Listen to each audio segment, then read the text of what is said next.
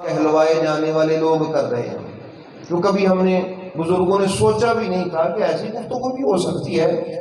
اس لیے میرے خدا بند لم یزل نے اس کا انتظام خود فرمایا، صحابہ کرام کے دل میں یہ بات خود ڈالی، میرے محبوب کریم علیہ الصلوۃ والسلام کے ذمہ کرم پر تھا کہ وہ وضاحت فرما دیں کہ آیت کا معنی، اس کا مفہوم، اس کے معنی مفاہیم کیا ہیں۔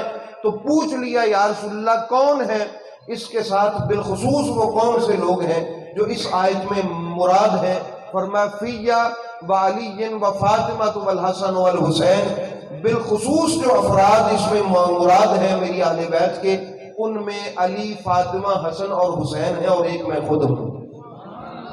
تو اس لیے احباب گرامی جب ہم قرآن پڑھتے ہیں تو اب اگر چونکہ ہمارا موضوع اہل بیت کے باقی افراد نہیں ہے، ہمارا موضوع امام حسین علیہ السلام ہے، تو ہم ان کی بات عرض کر لیں۔ امام حسین علیہ السلام کو اگر آپ نے ڈھونڈنا ہے تو وہ آپ کو مرکز طہارت ہے نا جو قرآن کا، اس مرکز طہارت میں چمکتے ہوئے دکھائی دیں گے۔ امام حسین علیہ السلام کا اگر پتہ عطا لینا ہے تو جو مرکز طہارت ہے، پاکیزگی کا مرکز ہے، وہاں پر آپ کو میرے آقا حسین علیہ السلام نظر آئیں گے۔ تو احباب گرامی پھر ان کی پاکیزگی کا عالم کیا ہے؟ ملک صاحب یہ بھی ہمیں پتہ ہونا چاہیے کہ یہ کتنے کو پاکیزہ ہے۔ دیکھیں بھئی ہم عام مسلمانوں کو بھی کہہ دیتے ہیں کہ یار بڑا نیک پاک آدمی ہے، ٹھیک ہے، اس کا مطلب اس نے بھی پاکیزگی حاصل کی ہے۔ پھر اولیاء کرام ہیں، پھر اوتاد ہیں، ابدال ہیں، اقطاب ہیں، اغیاث ہیں، پھر اوپر بہت سارے صالحین ہیں، اتباع التابعین ہیں، تابعین ہیں، اصحاب ہیں۔ یہ سب پاک لوگ ہیں جن کو اللہ نے پاکیزگی عطا فرمائی ہے۔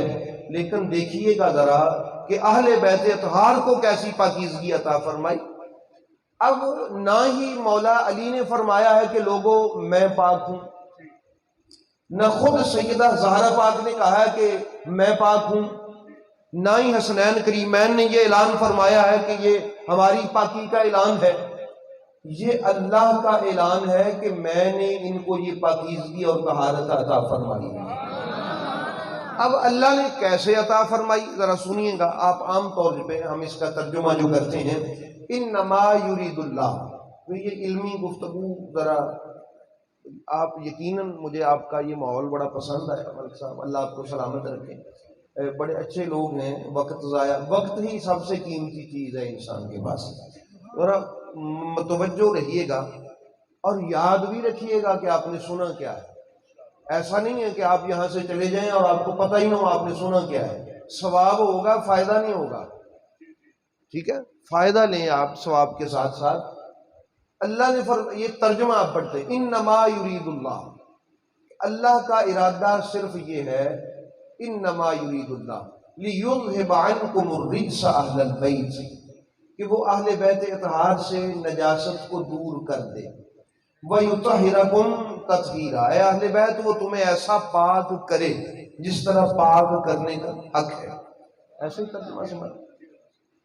اچھا یہ جو آیت ہے یہ جب نازل ہوئی نا، اس وقت امام حسین علیہ السلام 4-5 سال کے تھے، اور میرے محبوب کریم علیہ الصلوۃ والسلام اپنی زندگی کے آخری سال گزار رہے تھے۔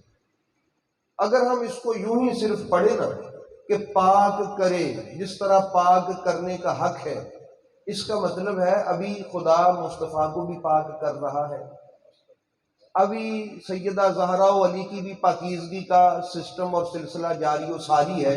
تو اس کا بہترین، محتاط اور خوبصورت ترجمہ یہ ہوگا کہ اے اہل بیت اطہار، اللہ کا ارادہ یہ ہے کہ وہ تمہیں ایسے ہی پاک رکھے نجاست سے جیسے پاک رکھنے کا حق ہے، اور یہ اللہ نے اپنے ارادے سے اپنے ذمہ کرم پر لے رکھا ہے، کیونکہ میرے محبوب تو آئے ہی پاک ہیں۔